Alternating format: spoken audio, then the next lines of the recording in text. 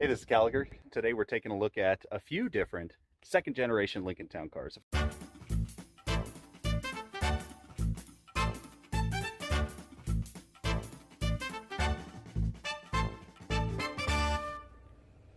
The second generation Lincoln Town Car.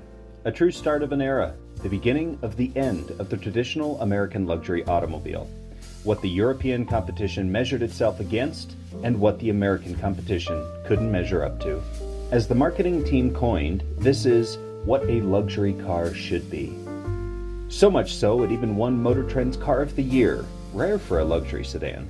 Of the many notable features of the second generation town car, the most important, at least to me, is that this was the first vehicle to feature the legendary 4.6-liter modular V8 engine that would go on to help build America in the F-150s, help win races in the Mustangs, and become the one and only powertrain option for all Panther cars. You may be wondering what a Panther car is.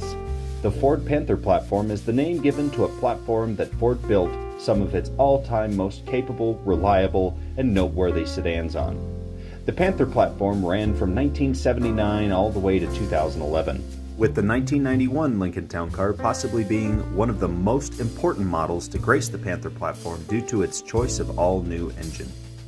The only other arguably extra significant Panther would be the 1992 Mercury Grand Marquis.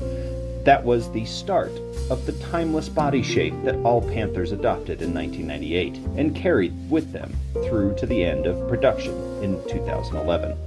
While other vehicles were getting more aerodynamic, smaller, and switching to front-wheel drive, the all-new 1990 Lincoln Town Car's design team was strict about keeping the large sedan large, rear-wheel drive, all the while improving the aerodynamics and styling.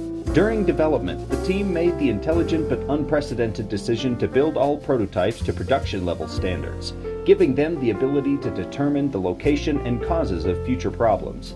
This, along with the use of the near-bulletproof 4.6 V8, made for a luxury experience free of frequent tow trucks and trips to the shop. One of the town cars you'll see in this video is the Jack Nicklaus Special Edition, which, aside from some hastily made special badges and ornaments, came with a signature metallic green paint job, unique to this edition, along with a fully loaded white leather interior trimmed with green piping and carpet. I could go on and on about these cars, but I'll have to do so later as my video skills improve. For the time being, enjoy seeing these highway veterans sitting at their scruffy dirt retirement center. This is the second generation of the actual Lincoln Town Car model. This one's special, however. I'd love to show you inside, but I'm not going to because of a reason I'll show you here shortly.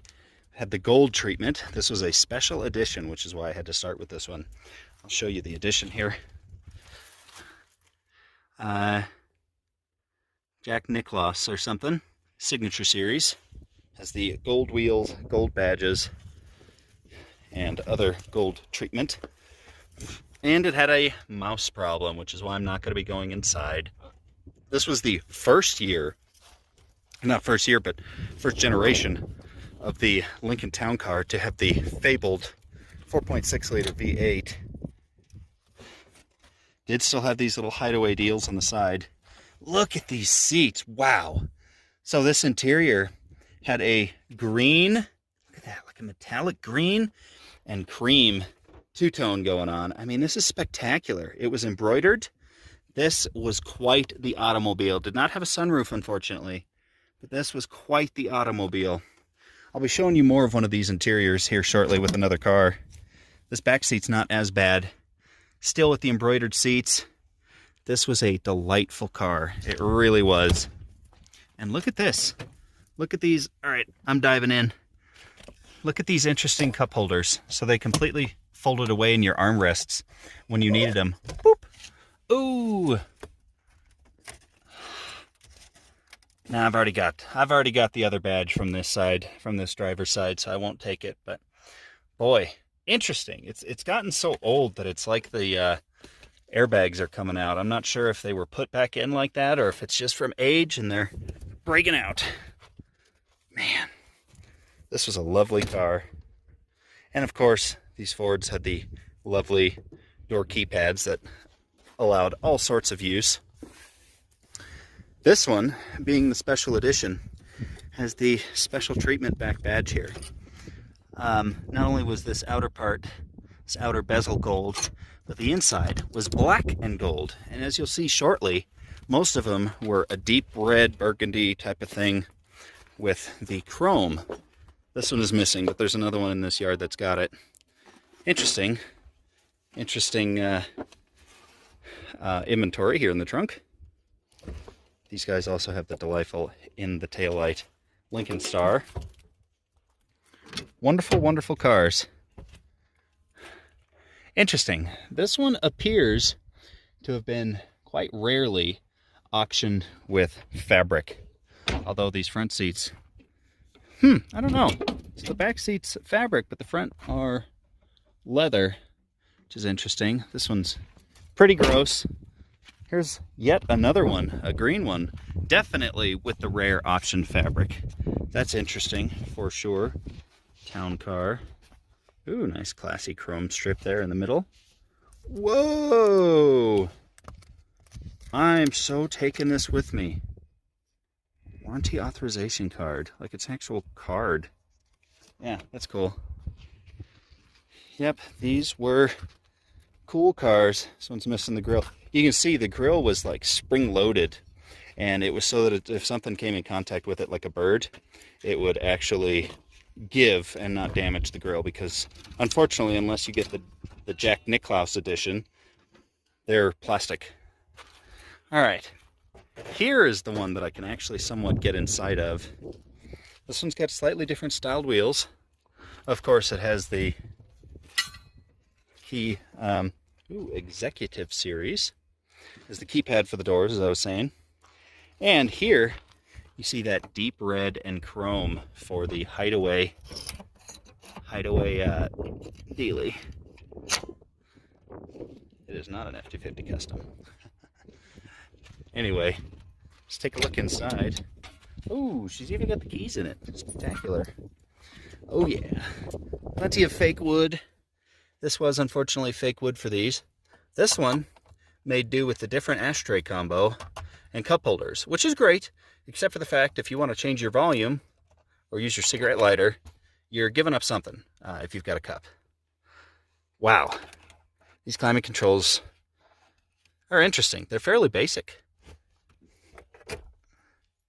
Yep, again with the somewhat rare fabric seats.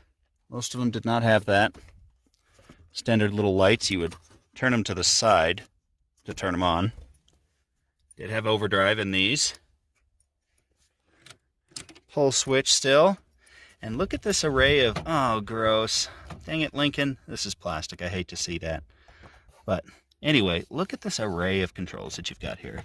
So they, I think, made a mistake of making the seat controls. It probably saved them money by being able to use the same switches for the power windows. However, it gets confusing. There's a lot of controls on here. You own the car, you're going to get used to them fast, but that's quite a few controls. Also, check this out. This car came equipped with auto dim brights, and you can adjust the range. How interesting is that? I think it used some sort of light detection as well as radar. And at a certain point that you set, it will automatically dim your brights, which is interesting. EM reset. This is for this electronic information screen that was housed right there. Had some useful stuff. And then this guy here, boop, if you hit that, it would pop your electric fuel door.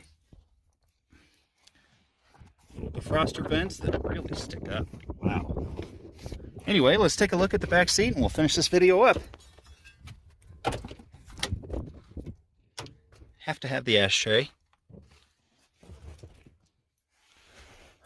Still embroidered, but there's really not much going on back here. Wow, this one didn't even have the back seat pockets. This may have been somewhat of a base model. Interesting. Yep. Well, that will... Well, you know what? Let's... EG1315. Let's take a look at the trunk. As long as we've got the keys. So with these Fords back in this era, Chevy did the same thing. You've got two keys here. The square one's the ignition, the round one is the body. And so that's going to unlock the doors, it's going to unlock the trunk. See if I can do this one-handed. It's kind of, yeah, I have to switch hands. It's kind of broken, so it doesn't work like it should anymore. Well, they might have rekeyed it. that'll do it. We're here at the end of this yard. I don't think I'm going to check out any of those trucks down there or the interesting motorhomes. But thanks for watching, and on to the next vehicle. I believe I'm moving into the Chevys now.